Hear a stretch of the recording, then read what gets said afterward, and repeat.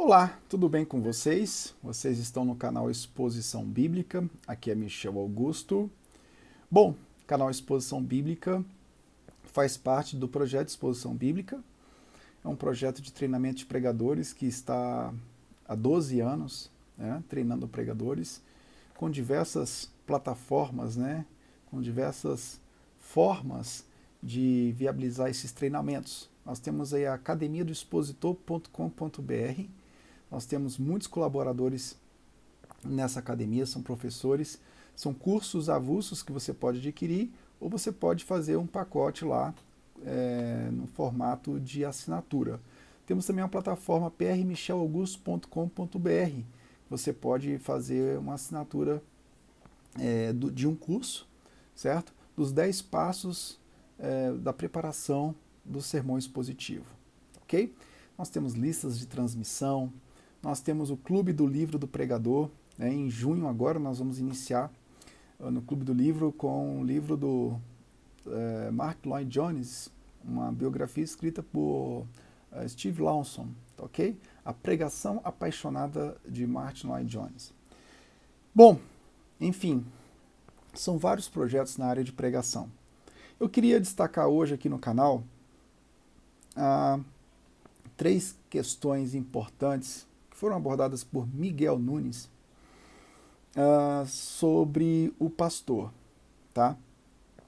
Para a gente entender o contexto onde se localiza o ministério da pregação, nós precisamos entender as questões do sacerdote, do rei e do profeta, ok? Bom, se inscreva no canal, assine, dê um like aí, tá bom? E não deixe de ativar o sino para você receber as notificações. Muito bem, muito bem. Vamos lá então? Vamos lá então. Bom, nessa tríade, o sacerdote, o profeta e o rei, nós temos que entender a seguinte questão. O Antigo Testamento, ele trabalha com essas 3 figuras. São as 3 figuras, vamos dizer assim, que principais, as instituições principais que o Antigo Testamento desenvolve. Bom, em essência, o que o Miguel Nunes vai compilar é o seguinte: o profeta é aquele que falava em nome de Deus, é o que a gente vai ver lá em Deuteronômio 18, 20 ao 22, certo? É aquele que vai expor a vontade de Deus, o que Isaías fez, o que Jesus fez como a figura central, determinante da questão profética, certo? Bom, nós temos o sacerdote, né? O sacerdote é aquele que falava com Deus em nome do povo de Deus, certo? Então, assim, eu achei interessante isso que o Miguel Nunes trouxe, um trocadilho interessante. Ele disse, olha, o profeta falava ao povo em nome de Deus, né? Ou seja, ele expõe ao povo em nome de Deus a palavra do Senhor, a vontade do Senhor. O sacerdote, ele fala com Deus em nome do povo, né? Achei bastante interessante isso. Já o rei, ele é responsável por trazer a visão espiritual ao povo e receber a orientação de Deus, certo?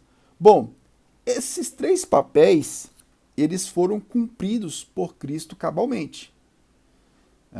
Cristo, ele cumpre a função do profeta por excelência, que substitui Moisés, o sumo sacerdote, que substitui Arão, e o rei dos reis, para quem Davi apontava, certo? Bom, e o pastor? Bom, embora o pastor não tenha um ofício profético, né, ele encarna uma função profética quando ele expõe a vontade de Deus revelada nas Escrituras, certo? Então, embora o pastor não seja um sacerdote, como era no Antigo Testamento, ele não tem um ofício sacerdotal, e esse ofício sacerdotal se cumpriu cabalmente em Cristo, o pastor, ele exerce uma função sacerdotal quando ele cuida do rebanho de Deus. Da mesma forma, a relação com o rei. Embora o pastor não tenha o ofício de rei, ele exerce uma função quando ele lidera uma comunidade, quando ele lidera essa comunidade.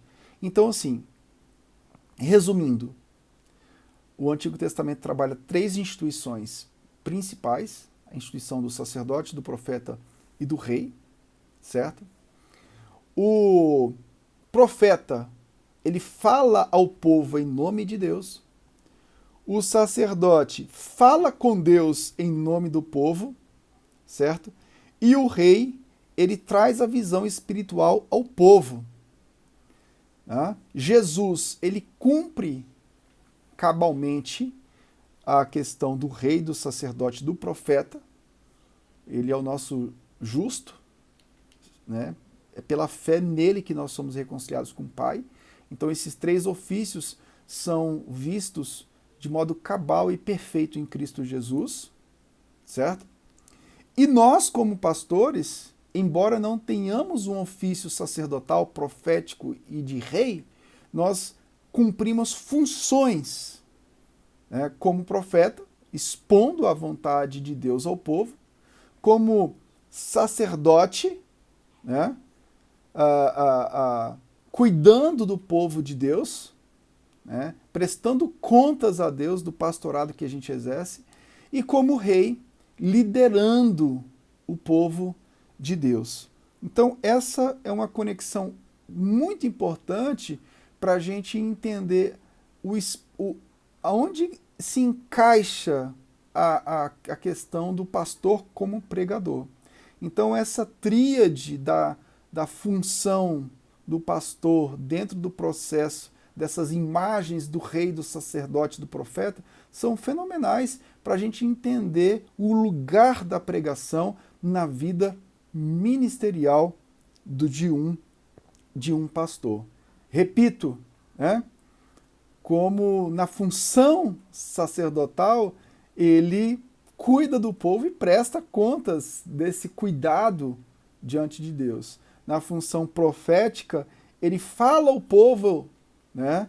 Ele expõe ao povo a vontade do Senhor, não como ofício profético, mas como uma função.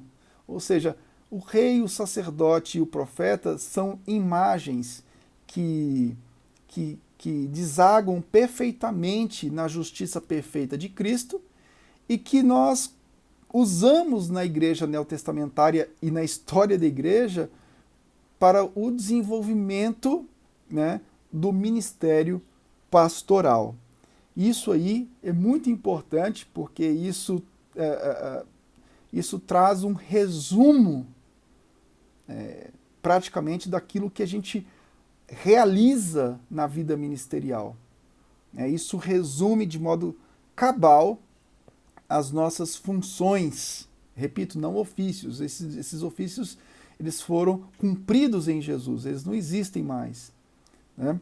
Mas essas funções, esses ofícios são imagens cumpridas em Cristo que acabaram se tornando meios da gente exercer a nossa função pastoral.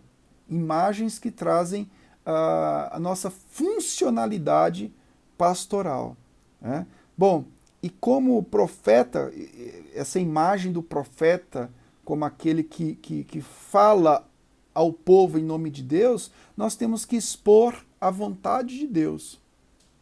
Nesse mundo pós-moderno, onde a interpretação do leitor é que prevalece, a gente, como expositores da vontade de Deus, temos um desafio enorme. O desafio de continuar expondo a intenção do autor do texto. O desafio de continuar expondo a voz de Deus. Porque quando a gente expõe a intenção do autor do texto, a gente está expondo nada mais, nada menos do que a própria voz de Deus, do que o texto inspirado pelo Senhor, a própria vontade do Senhor. Então, esse deslocamento hermenêutico, né, da intenção do autor do texto para essa hermenêutica do leitor, onde o leitor ele acaba tendo um poder maior de aplicação do texto, né, além daquilo que o texto quer dizer, é muito perigoso.